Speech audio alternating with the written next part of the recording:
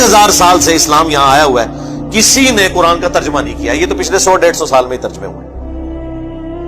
بخاری کا پہلا ترجمہ 1920 میں ہوا ہے، آلموسٹ 100 ایئرز پہلے. پہلے ان سے پوچھیں آپ کیا کرتے رہے؟ یہاں کی لوکل لینگویج تھی فارسی، پھر اردو بن گئی. قرآن فارسی میں ٹرانسلیٹ کیوں نہیں کیا؟ شاہ ولی اللہ دہلوی نے پہلی دفعہ کیا. 5 سال تک چھپے رہے، لوگوں نے فتوے جاری کر دیے. یہ قرآن عربی میں تھا، اس نے تحریف کر کے فارسی میں کر دیا. کیونکہ ولی اللہ دہلوی نے یہ یعنی آبزرو کیا انہوں نے کہ بھئی اس قوم کا تو کوئی حال نہیں ہے. قرآن تو نہ انہوں نے عربی سیکھنی ہے، نہ ہمارے ابا اجداد نے سیکھی، نہ انہوں نے سیکھنی ہے. تو نہ انہوں نے عربی سیکھنی ہے، نہ انہوں نے قرآن پہ چلنا ہے. تو بہتر ہے قرآن کو نیٹو لینگویج میں کر دیا جائے. جس طرح ہم نے یوٹیوب کا موڈ اختیار کیا ہے، ہمیں پتہ ہے کہ مدرسوں میں انہوں نے کوئی دین نہیں سکھانا، نہ انہوں نے صحیح بات لوگوں کو بتانی ہے. تو پھر ہم الٹیمیٹلی یہ جو ایک ڈیجیٹل موڈ ہمارے پاس موجود ہے، ہم لوگوں تک بات پہنچائیں. وہ ایک دیوبندی نے کتاب لکھی ہے مناقب ابی حنیفہ، اس کے مقدمے میں لکھا ہے دور حاضر میں حدیث کی کتابوں نے زندیقیت کا دروازہ کھول دیا ہے. پہلے ہم لوگوں کو مسئلہ بتاتے تھے، لوگ سن لیتے تھے. اب جب مسئلہ بتاتے ہیں وہ کہتے ہیں دسو کتنے لکھے ہیں. پوچھ رہے ہیں لوگوں نے، شکر کرو کہ پوچھ رہے نے. ایک او وقت آنا ہے پہلے ایک تو ترن گے، پھر کہیں گے ماما کہ تو بیان کیتے ہی نہیں کیتا دیتے لان کر. یہ دن دور نہیں جے. ابھی تو آپ سے یہ لادہ پوچھتے ہیں نا سر، یہ جس ہمارے ایک بھائی فون کر کے کہتے ہیں مولانا یہ کہاں لکھا ہوا ہے، کوئی آیت ہے، کوئی حدیث ہے؟ یہ اس دن تو ڈر جاؤ تو لوگ کنوں پکڑ کے تو لاون گے کہ یہ کیا کر رہے ہو تسی، کوئی چیز لکھی ہے کدھرے؟ تو انہوں نے بڑی ہوشیاری کے ساتھ ترجمہ نہیں کیا، انہیں پتا تھا کام ڈل جانا ہے اور ڈل گیا. یہ اسلام کی خدمات ہے جی. کسی نے بخاری کا ترجمہ نہیں کیا، بتائے نا جی، کوئی لائے نا جی اے جی سلطان باہو نے قرآن کا ترجمہ کیتا جی. مزہ آ گیا تھوڑی گل تو ٹھیک ہے نا جی.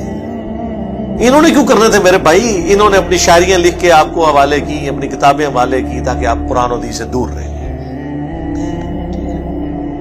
اللہ کا شکر ہے آج مبارک دور ہے، ہمیں ترجمہ کرنے کی ضرورت نہیں. ہم لوگ کہتے ہیں پڑھو اپنے اپنے ترجمے اور بتاؤ جو پڑھتا ہے. یہ جو میں پڑھ رہا ہوں نا، اس کا ترجمہ کوئی بھی پڑھ لے اپنے مکتب فکر کا، کوئی شیعہ ہے سنی ہے، پڑھے اور بتائے یہ کیا توحید لکھی ہوئی ہے.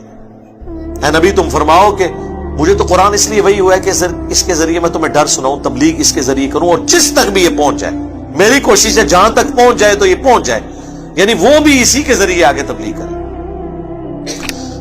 اَإِنَّكُمْ لَتَشْهَدُونَ أَنَّ مَعَ اللَّهِ آلِهَةً أُخْرَى، کیا تم اس بات کے اوپر گواہی دیتے ہو کہ اللہ کے ساتھ کوئی اور الہ بھی ہے؟ قُلْ لَا أَشْهَدُ، اے نبی تم فرماؤ میں تو اس طرح کی کوئی گواہی نہیں دیتا. قُلْ إِنَّمَا هُوَ إِلَٰهٌ وَاحِدٌ، اے نبی تم فرماؤ کہ وہ تو نہیں ہے مگر اکیلا یکتا الہ معبود. وَإِنَّنِي بَرِيءٌ مِّمَّا تُشْرِكُونَ، اور میں اعلان برات کرتا ہوں ہر اس ہستی سے جسے تم اللہ کے ساتھ شریک ٹھہراتے.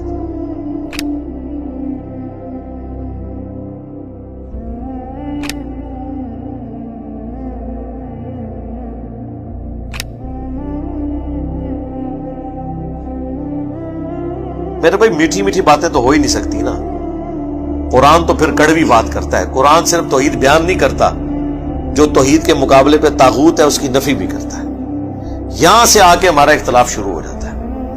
ہمارے واعظین صرف تبلیغ کا ایک رخ بیان کرتے ہیں، اس کی وجہ سے دنیا میں کوئی تبدیلی نہیں آئی، عقائد کی کوئی اصلاح نہیں ہوتی، کیونکہ نیگیٹو پہلو وہ بتاتے ہی نہیں ہیں ڈر کے مارے. جب تک آپ نیگیٹو پہلو کو ہائی لائٹ نہیں کریں گے، پازیٹو کی قدر لوگوں کے دلوں میں نہیں آئے گی. عربی میں کہا جاتا ہے نا کہ چیزیں اپنی ضد سے پہچانی جاتی ہیں. اندھیرا نہ ہو تو اجالے کی قدر نہیں آتی، پیاس نہ ہو ٹھنڈے پانی کی قدر نہیں آتی.